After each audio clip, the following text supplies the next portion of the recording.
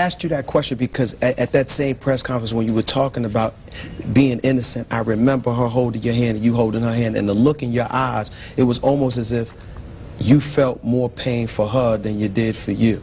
I won't worry about me. Even at that moment in time? I won't worry about me. Never crossed my mind. Never crossed your mind. Why was that? I just wasn't worried about myself. And how do you get to that point? What gets you to the point where you don't worry about yourself, even under such trying circumstances? Well, I mean, you want your daughter to grow up with a father. You know what I mean? You want your wife to have a husband there before, and you want them to grow up and having a great household. You know, and for myself personally, I mean, I just wasn't. I'm gonna be okay. I'm gonna take care of myself, but I know that they need me.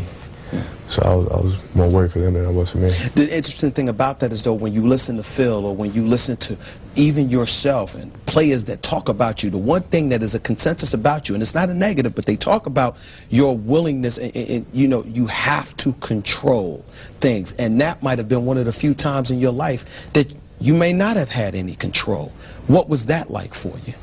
Man, you just let the situation go. Just let it go. I mean, you know, it is what it is. You let it go, put it in God's hands, and He'll carry it. Stephen A. Smith, quite frankly, I'm in the house with Kobe Bryant. When we come back, Allen Iverson had something he wanted to say about Kobe Bryant. Wait till you hear this. I'll be back in a minute.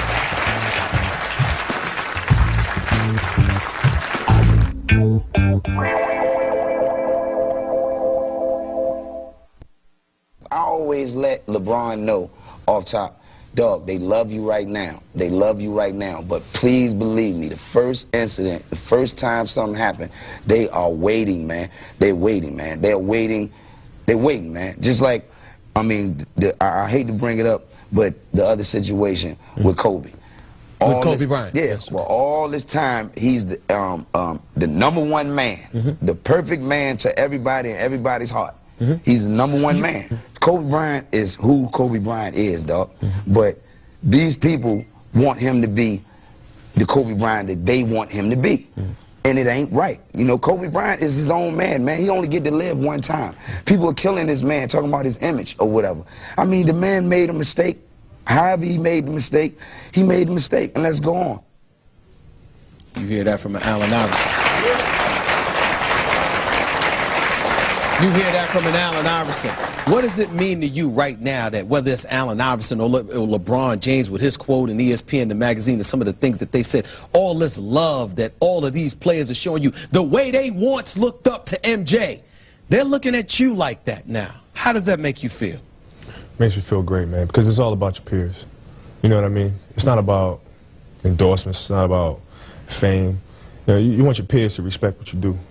You know, and appreciate what you do as a basketball player and as a man. So it means a lot to me. Man. Do you suspect that there's anybody out there, whether it's a Vince Carter or it's a Dwayne Wade who you've gotten into some stuff with on the court? I mean, is it a situation where some of these cats think they can mess with you and, you know, you feel like you've got to check them relatively quickly?